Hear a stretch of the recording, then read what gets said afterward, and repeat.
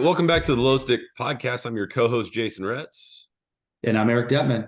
All right. So this week or this month, we want to talk about how our seasons are developing so far, potential hiccups with the season, some minor injuries. We're going to start this episode, though, by letting you know that neither one of us are medical professionals.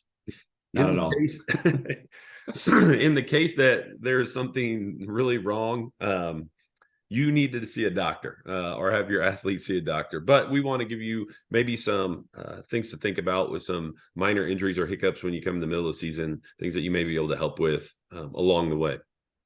So you're off to a fast start this season. Tell us about where you're at right now. Yeah, sure. We've had two meets. Night meet, which is just kind of it's a fun 3K that a lot of the schools in Portland go to, or schools in Oregon actually. And then this past Wednesday, we had our PIL preview. So that's our district. We all race as one at the beginning of the year, and then we all race as one again at the end of the year. And the preview kind of gives us an idea of where we're at. And the boys, we graduated our top six. So we knew that we were going to have some figuring out to do early. And we finished fourth as a team, which we want to work on, obviously. And then the girls were pretty successful. We went 1, 2, 3, 5, 7, 10, 11, 12. And I would argue our district's probably the toughest district, if not the toughest, then probably the second toughest in the state. So we're pretty proud of that. So it's been good. And you got to race at ChatGPT's second hardest course in America, Detweiler, this past weekend. How did that go? Yeah, let me start by saying it's ironic that we planned this episode a month ago because since the season has begun, this last week illness has come over our team. The ones who stayed healthy performed really well, but we talked about making adjustments. The last episode we talked about how we were going to talk about making adjustments throughout the course of the season, and it just happened to be that this week was one of those weeks where that starts to happen. So we had a great showing. Our 1, 2, 3 on our guys' side, big PRs.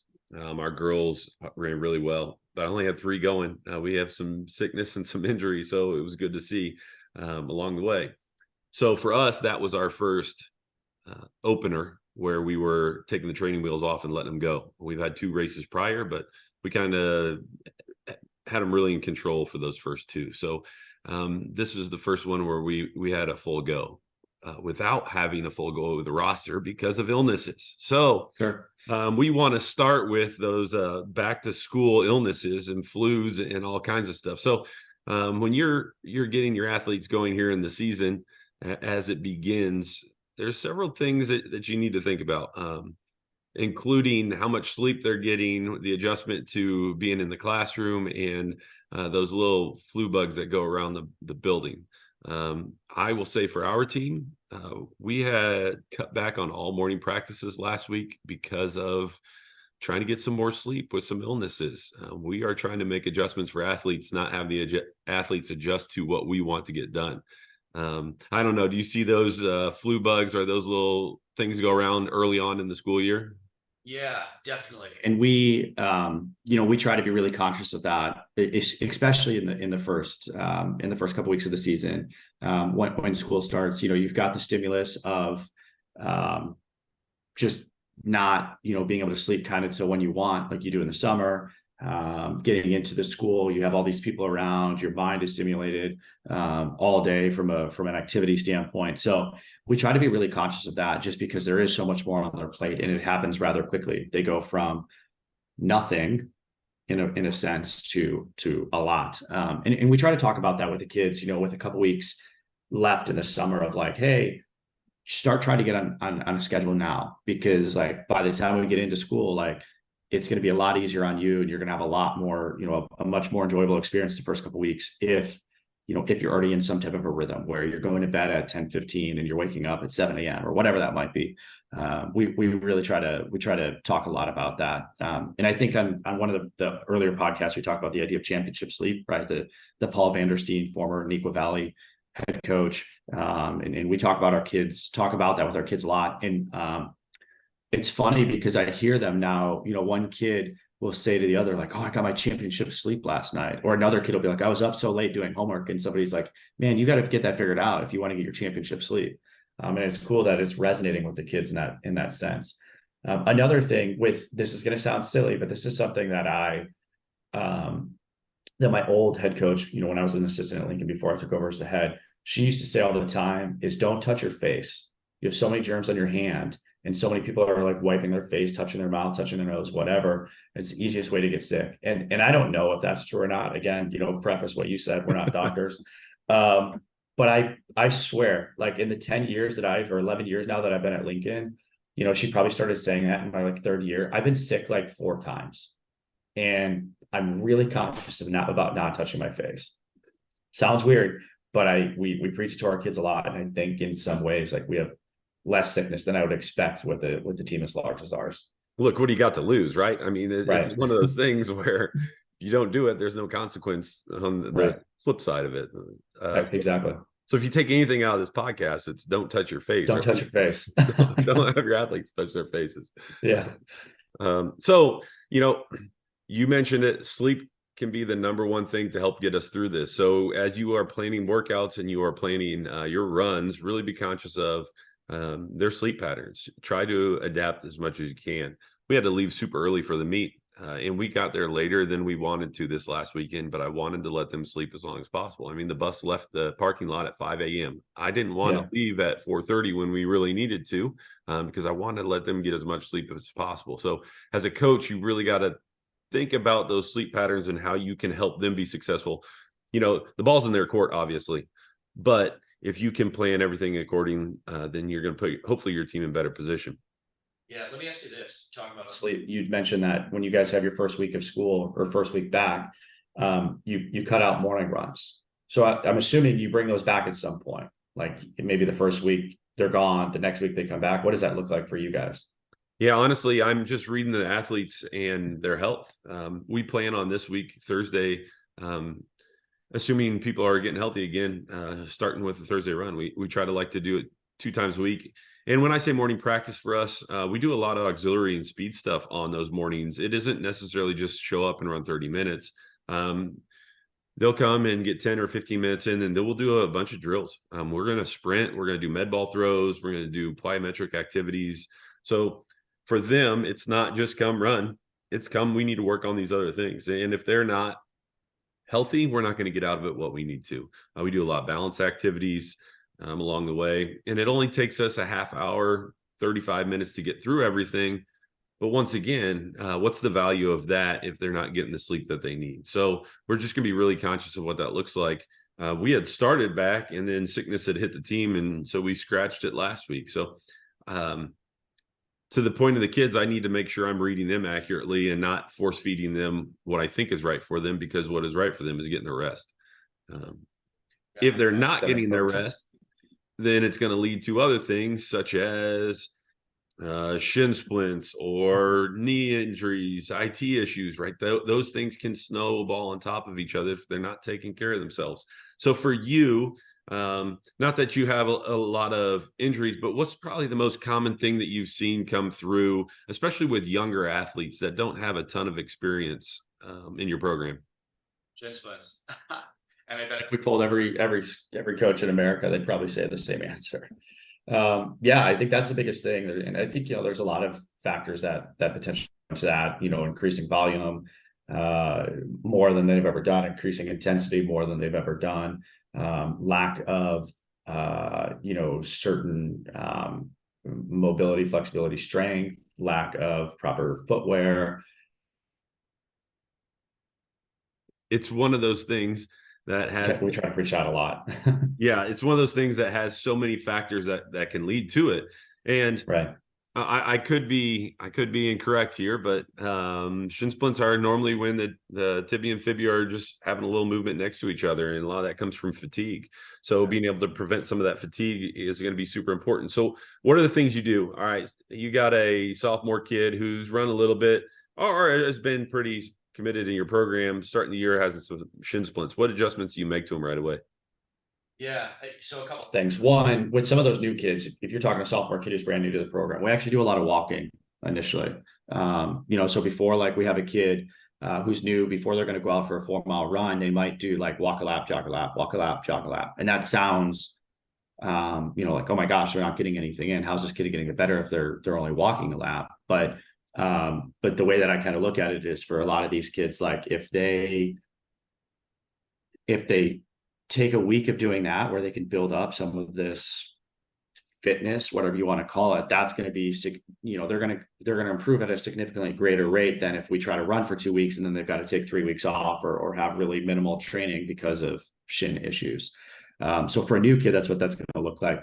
If I have a kid who comes to me and says, I've got shin splints, kind of regardless of who they are, there's a couple things that I'm going to recommend to them. The first one's going to be big toe flexibility. So a lot of kids, like, when they land, that big toe is super tight. So when you're putting that force onto your big toe, that's going up in your shins, causing some of that pain. That's because when we're landing, there's no movement here with our big toe. And I'm trying to, for those of you who are not watching the actual video, but you're listening to this, I'm motioning on the screen. But what I'll try to tell my kids is, like, really work on your big toe flexibility. So physically take your hand and move that thing around, up, down, side to side, circular, whatever it needs to be, so that we can work on some of that flexibility. We do a lot of heel drops and toe raises till fail. So a local PT here in Portland has recommended this to me, and we found in not just shin splints, but a lot of issues, like 3 times a day, once in the morning, once at lunch, once in the evening, doing heel drops and toe ups till fail. Has really helped alleviate some of those issues. And then calves, right? Tight calves, I think, is a big one, where we gotta really be conscious of that, and be rolling those out, and making sure that those things are loose, pre-workout, post-workout, all that good stuff. So what about you? Lots of things there, but I think one of the very important nuggets that you threw in there is that you've got somebody that you can check with, and somebody that you can pull information from. And I think if you're listening at home, finding that person that you can trust in and get feedback from, because we're not doctors, is super important. I've got 3 or 4 people like you just off the top. If I've got an issue, even if I think I know the source of the problem, I'm going to throw it off of them first and see what they say. So key point 1, find your person, right? Yeah. Find who you can get knowledgeable data from. I think you're spot on. A lot of those problems come from the foot, and people don't take care of the foot like they need to. The one thing that we add is we use that golf ball on our foot between our tarsals, front to back, and try to loosen up as much of that tissue as we can, because if we can get the foot striking correctly, then we can figure out what the real source of the problem is. I will tell you, in the last 3 weeks, we have had several athletes that have started using the golf ball religiously on the bottom of their foot 3 times a day, and has seen drastic improvement in some of their discomforts and injuries, calves, hamstrings, shins. It's a miracle. It's an absolute miracle. That's awesome. Yeah, I've not heard of that. I mean, I've heard of, like, using a golf ball from a planner standpoint, but I like that. Yeah, I think that's something that we might add too. And one of the things you do there is you lift your toes when you put your foot on the ball. You don't even think about it. Right. Exactly. Yeah, I think there's a lot of good there. We also do a lot of, we weren't a program that necessarily did a lot of post-run activity from a we'll get in the weight room and lift and things like that. But I don't know that we did a lot of stuff in terms of, like, dynamic flexibility. But we've got what we call our walking drills, which are a handful of different things: heel toe walks, and ankle grabs, and calf stretches and things like that. But I think that has done a really good job of mitigating some of these issues as well. Like, we're entering tomorrow's the start of our 5th week of our season, which is crazy to say out loud. Yes, it is. I don't know that anybody has come to me outside of one kid on one day who said, like, hey, I think I've got like some shin splints. And then, we worked on a couple of things, and it was cleared up next day. He was totally fine. But I don't know that a kid's come to me this year and said, like, I've got shin splints, which is awesome, which is really awesome, because we want these kids to be healthy. We want them to have a chance to run and be successful and be out there doing what they want to do. So Yeah, a lot of that Now, stuff's been helpful. now you're at the 5 week mark. Now is the point where maybe some of those female or male athletes are coming to you and telling you they're a little more exhausted than normal. So for us as coaches, our immediate red flag is iron or ferritin right off the top. Yep. So what are some of the things that you look for to identify at this point if somebody's iron or ferritin is low before they've gone to get tested? Hopefully they're all taking supplements, but we know that that's not happening with everyone. What are some of the things Right. you look for right off the top? I think honestly, you can watch the way an athlete moves and get an idea of like if they're feeling really exhausted or tired from like an iron standpoint. And when I might watch one of my runners and just be like, he looks really heavy. And I don't mean from a physical, like he's put on weight standpoint, but what I mean is just like he doesn't look as springy. His foot strike looks a little bit different. He just doesn't have that same pop. And especially with certain workouts that we might do, like some longer reps, let's say like mile repeats, or we could do a tempo or something like that. Like if they just look a little bit off, that's a big way. Talking about like super heavy legs, burning in your quads, some of those types of things I think have been some known or notable things that athletes have complained about, who end up being iron deficient. But for me, the big one is just I feel like I can just watch them and get a pretty good idea of what they're struggling with. What about you? Yeah, I think that we are seeing more iron deficiency now than we've ever seen before. And it's not because somebody may be iron deficient. I think it's the quality of diets. I Mm, think that there's a lot of experimental diets out there. We know that a lot of distance kids are very conscious about what they eat, and sometimes they can go a little overboard with what they're doing and maybe not get enough fuel sometimes. And yeah. so I think um, talking about them and identifying these things are super important for their long-term success because it's going to take 6 or 8 weeks to come out of a funk. Yeah. And when we've got an athlete who can run easy all day, and then all of a sudden we go to a workout or go to a race, and they say there's just nothing there. They sometimes their skin color, they go flush, they feel like they have allergies Yeah. or they're lightheaded. That's a sign for me that their ferritin or our iron is low. And so Mhm. we've got to hit it head on right there at that point. And one of the things that I learned, I hate to say this, but from Paul Vandersteen as well, is that you can work both ends of the spectrum, just stay out of the middle for those athletes. So if we're looking at a 4, 6, 8 week recovery time, you may want to quit racing for a month or 6 weeks, and you can run easy runs, pretty much normal. And then you can do some speed endurance stuff or some fast stuff on the top side, but try to stay out of that middle zone area. And that has worked really well for us. So we are very cautionary with those athletes. We quit racing altogether, but we try to improve their mechanics, right? Do fast stuff, do 200s, do flying 40s, whatever that might be. It's okay to do that with a big rest and then have them do their easy days. Obviously, you're not going to do speed stuff every day, just like they were in your program normal, but stay out of that middle range of work, and they're going to recover significantly faster from that deficiency as long as they're taking proper supplements. And we're not medical professionals, so I would say obviously talk to your medical professional first. But I think if you're curious, shoot us an email or get in contact with us, and we can share the supplements that we have our athletes use. And I will say it's different for different athletes. Some absorb iron differently. And I learned that at a very several years ago as well. Some athletes you can do every other day, and it works really well for their absorption. Sometimes it's 2 a day.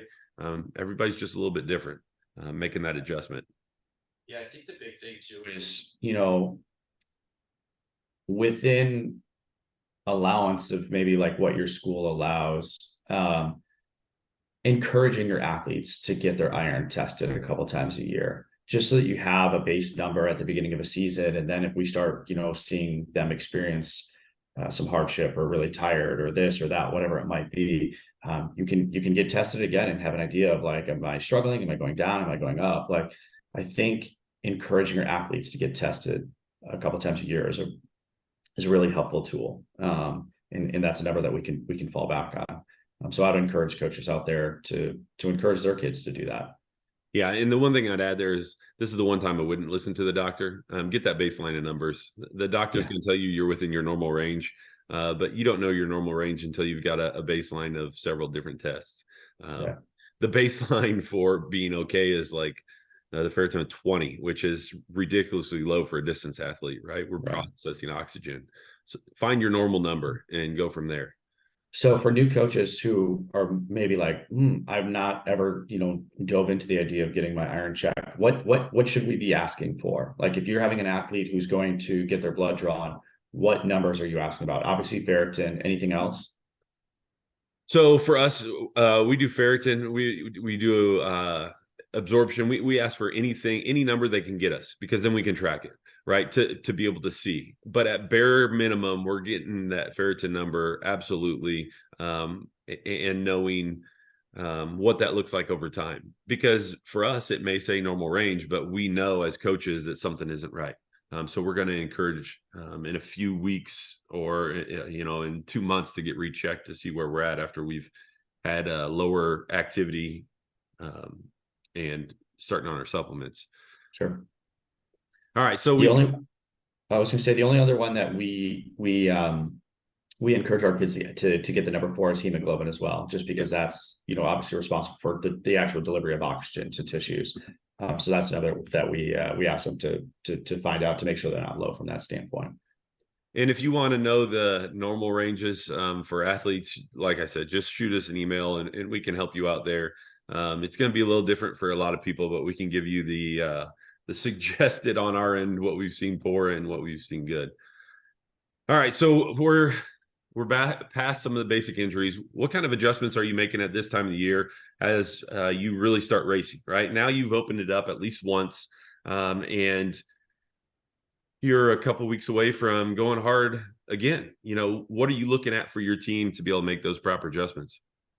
Yeah, I think we're switching a little bit in terms of like what we're trying to accomplish with some of our workouts. Leading up to this was a lot of base building type stuff, and now we'll switch a little bit more into like 5K specific work, while still incorporating a lot of that base stuff. But we're really trying to have at least 2 weeks in between our big sessions meaning our big meets, so that we can get some really quality sessions in. I think sometimes we have meets upon meets upon meets upon meets, and for some people that works really, really well, especially our new athletes. But I don't know that we're necessarily getting, our athletes are getting exactly what they need from just racing rather than doing some doing some other work. So we're making those adjustments, things that we're looking for. Like even, I'm looking at our schedule. We want to do mile repeats this week, and it'll be a pretty aggressive workout. And I looked at the weather today and I'm like, oh shoot, it's supposed to be 91 degrees on Thursday. So maybe we're not going to do that anymore. And I think that that's probably, especially in the South this year, and well, really across the United States, there's been such a heat wave that that's a big adjustment, trying to be really conscious of what type of stimulus we're putting on our kids and what we're trying to get out of a workout, and ensuring that they're going to have a successful workout. And that doesn't necessarily always need to be the case. But one thing I'm thinking about is, what am I trying to get out of this? Does this need to be successful from an XYZ standpoint? If it does, I need to set these kids up with success. So I need to find a way to do that. So long-winded answer, there's kind of a lot of things that I'm really trying to focus on. But right now it's, we're getting a little bit more into that 5K area. So what are you going to do Thursday if, let's say, it is out of hand with the heat? What kind of adjustment are you looking to make? Yeah, so we're going to do a tempo with like some 200s or 300s on Monday, depending on the athlete. And then we're going to come back, a couple of days later, because we really try to go like Monday, Thursday, or Tuesday, Friday, have a few days in between. But what we'll probably do now is move that workout to Wednesday and just go a little bit lighter on Monday. So, what might have been a 3-mile tempo will just be a 2-mile tempo. And we have a couple of different ranges of tempo that we do. And rather than like true tempo, we might, do a little bit of a lighter tempo. So if your tempo pace is 6 minutes, they might go 6:25 instead, or something like that. So that's kind of what we're looking at for this week. So just dialing back the intensity a little bit, since it's a short time in between. Right. Yeah. Because we definitely want to make sure we hit that big workout, because it's kind of, we have like 3 or 4, what I would say is like big workouts over the course of a season. This is going to be one of them. So we want to make sure that's a successful workout for those kids. Yeah, we're in the same boat. To this point, we long run every single week. Everything's threshold or just faster. And this week for us, Thursday's the first race specific workout. We're going to do thousands with 600 jogs. So not quite mile repeats, but fairly close, right? We're getting Right. months worth of work through it. And now that we've opened up one time, we can better set. And we talked about this months ago. This was our checkpoint, right? The middle of September, our checkpoint. Now we're going to reset what those workout paces are based on what they did this last week. And now we can really start to dial in on race specific work. So we're going to cut down some thousands and try to get a little bit faster than the race pace at the end. Now we're starting to be specific. We're less than 2 months out of the state meet. It's time to start dialing in a little bit. So we're in the exact same boat, same position. Now is when we start to work on some of those specific race situational type things. We're going to get out and control, and we're going to make sure we're controlling middle and make sure we're closing well at the end, even faster than race pace for a couple of them. So you're 2 or 3 weeks out from your next meet that you're going to really open it up. You probably have some meets in the middle. What do those look like for you? Yeah, it's I think this is a conundrum for a lot of coaches, or like, how do we utilize some of these meets or some of these other opportunities? So we travel to Bob Furman in a couple of weeks, which is in Idaho, which is the same course that we'll race for the Nike Cross Northwest Regional. So we want to give the kids an opportunity to race on that. The Wednesday before that Saturday, we have a league meet. So what that'll look like for our kids is a lighter kind of a tempo day. And we still want to get some quality in. I don't like the idea of not racing our kids in a meet. I just think it's disrespectful to the rest of the competition where, we have 5 teams are showing up and one team just decides like, we're not going to run a varsity, even if we have the ability to run a varsity. But they'll do something different in the race. And luckily, our kids have been good enough that even as a tempo, it's still creating a cool race environment for a lot of other kids. So we'll do that. Or a lot of times our varsity kids will pace our JV kids. So we'll pull up some of our JV kids, we'll push down some of our varsity kids, and we'll actually have different pace groups at the front, at the front of the field. And our number 1 girl knows that she's running 20 flat pace, and our number 2 girl knows she's running 20-20. And that's super cool because those JV kids get to run with the varsity kids and they feel really empowered by doing that.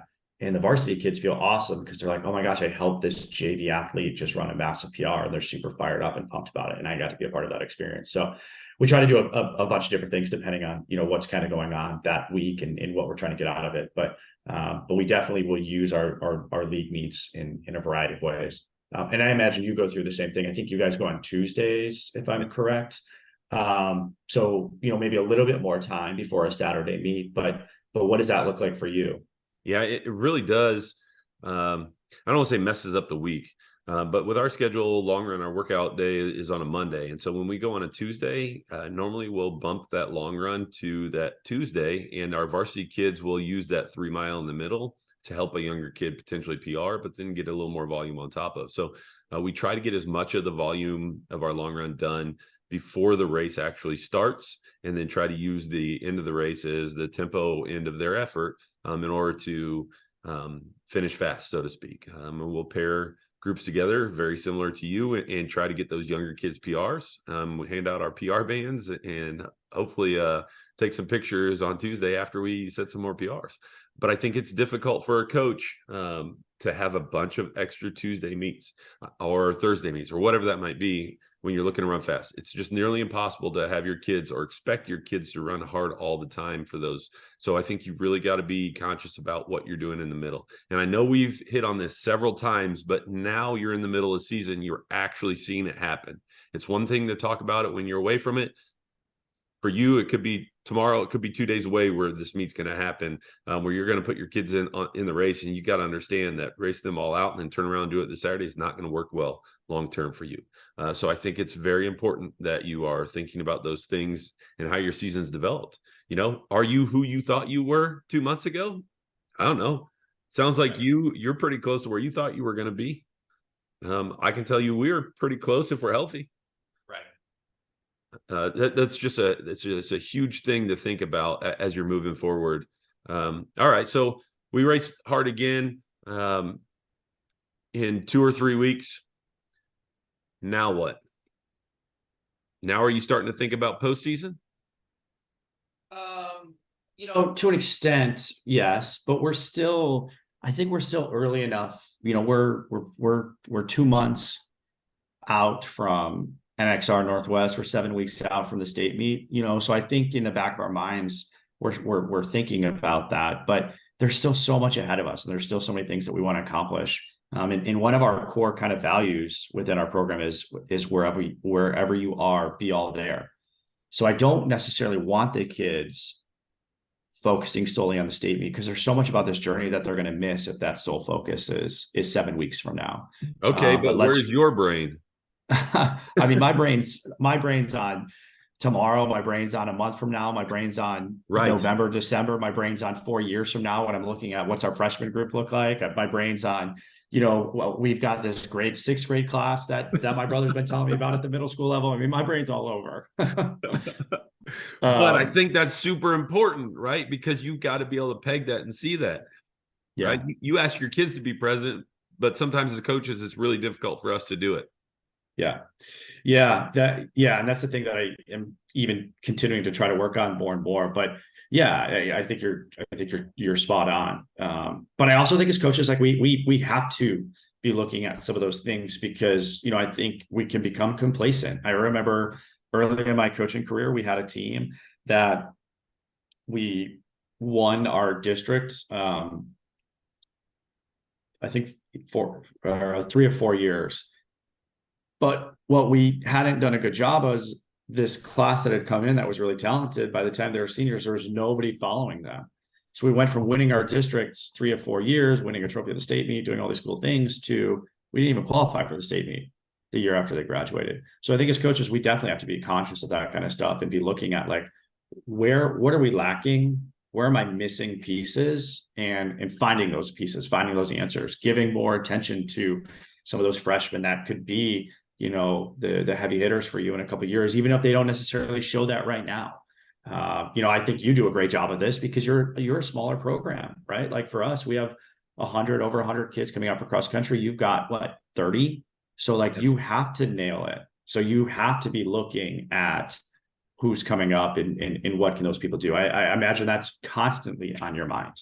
Yeah, you can't miss, right? Every freshman that comes in is going to be a varsity athlete for you at some point. You can't miss on any of them, right? You got to find out what keeps them there and what keeps them going.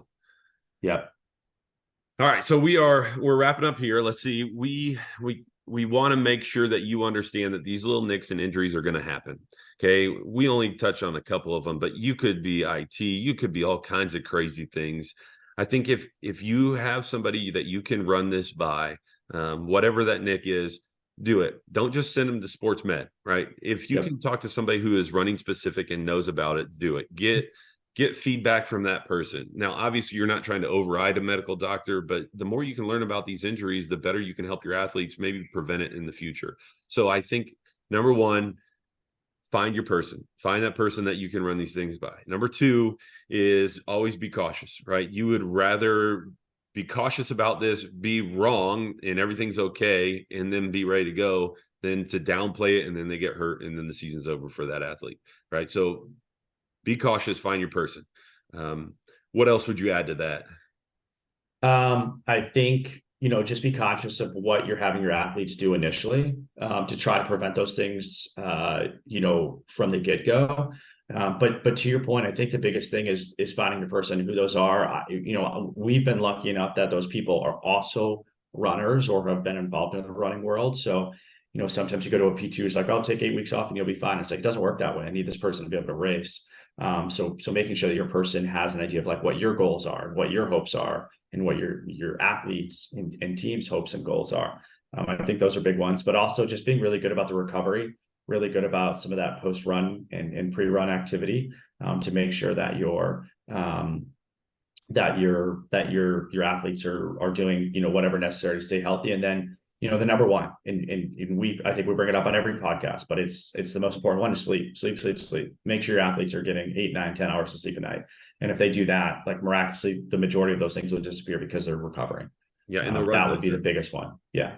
Just sleep. Absolutely. All right. And if you don't know who to get a hold of, you can email us at lowstickpodcast@gmail.com. We'll be happy to get back to you, or hit us on social media, and we'll happy to direct you in the direction of somebody, to the best of our ability. We're not doctors. Sometimes I feel like I should be paid like one, but we're not doctors. All right. So in a month from now, we're going to be closing in on what our championship season looks like. Hopefully, we will be able to have some better direction for you on maybe some more adjustments that you're going to make on the way out. But I think also as we move forward, we're looking to help you better. We kind of have an idea of what we want to talk about as we go, and it's great. But hearing from you and getting some feedback on what you'd like to hear would be awesome as well. So if you've got ideas, feel free to contact us and let us know. It's going to be an important 4 weeks here for both of our teams moving forward, for our guys and our girls. So it's going to be the same for you as you are going through this cross country season. So good luck, stay healthy, have fun, enjoy it. Stay wherever your feet are. Don't be thinking about the 6th grade class too much. Let your brother take care of those things and go from there. Anything to add for the good of all? No, I think that's perfect. I'm excited to look back on where we are now and in 4 weeks from now when we hop on and we do this again. I'm excited to see where we're going to go. Yeah. And excited to share that journey with all of you. Yeah. The team camp goals, we'll see if they continue to come to fruition or if they fade off into the sunset. So we'll see how that goes in a couple weeks. Till we see you next time, like, share, subscribe, share with your mom, your grandma, whoever it might be. And we'll see you soon. Awesome. Thanks, everybody.